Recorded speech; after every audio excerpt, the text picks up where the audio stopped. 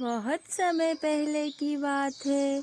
एक हरे भरे राज्य के किनारे, जहाँ सुबह सूरज की किरणें ओस से भीगी घास चमकती थी, वहीं एक विशाल बरगद का पेड़ खड़ा था। उसी पेड़ की ऊंची डाल पर रहती थी एक अत्यंत सुंदर, बुद्धिमान और कोमल हृदय वाली चिड़िया।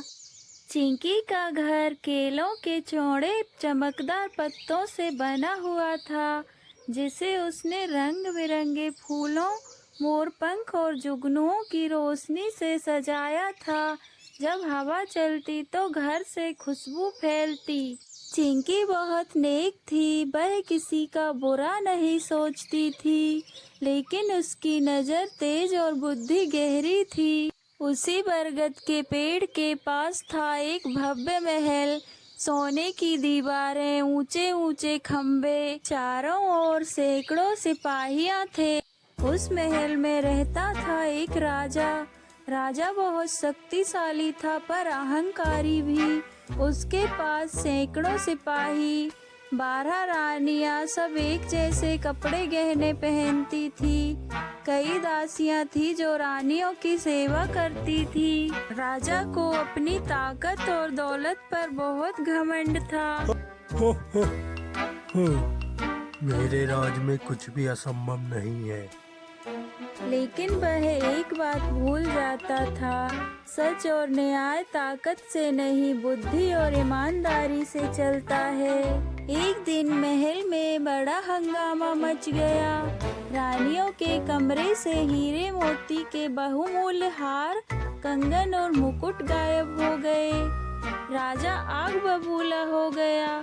उसने सिपाहियों को बुलाकर कहा, आज सूरज ढलने से पहले अगर गहने नहीं मिले तो सबको सजा मिलेगी, समझे? सिपाही पूरे महल में खोज करने लगे।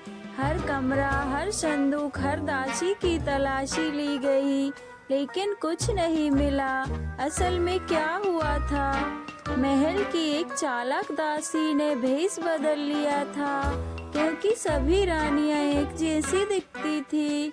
उसने वही कपड़े पहन लिए, वही गहने लगाए और धीरे धीरे असली गहने चुरा लिए।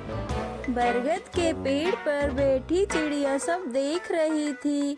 महल की भाग दौड़, राजा का गुस्सा, सिपाही की नाकामी, सब उसकी नजर में था। चिड़िया ने मन ही मन सोचा, जहाँ आंखें धोखा खा जाए वहाँ बुद्धि काम आती है। वह उड़ती हुई महल पहुँची और राजा से बोली, महाराज, यदि मैं चोर का पता लगा दूं, तो क्या आप मुझे हीरे का हार दोगे? हो हो हो हो हो हो हो। अगर तुम कर पाई तो जरूर दूंगा। चिंकी ने सीधे किसी पर आरोप नहीं लगाया। उसने एक उपाय सोचा। महाराज, सभी रानियों और दासियों को एक पंक्ति में खड़े होने को बोलो और अपनी अपनी कलाई पर गंगा जल की एक एक बूंदे डालें। लेकिन जैसे ही गंगा जल उस दासी की कलाई पर गिरा जिसने चोरी की थी, उसकी कलाई पर कालापन उभर आया, क्योंकि चोरी के गहनों पर पाप और लालच की छाया लगी हुई थी। सच सामने आ गया।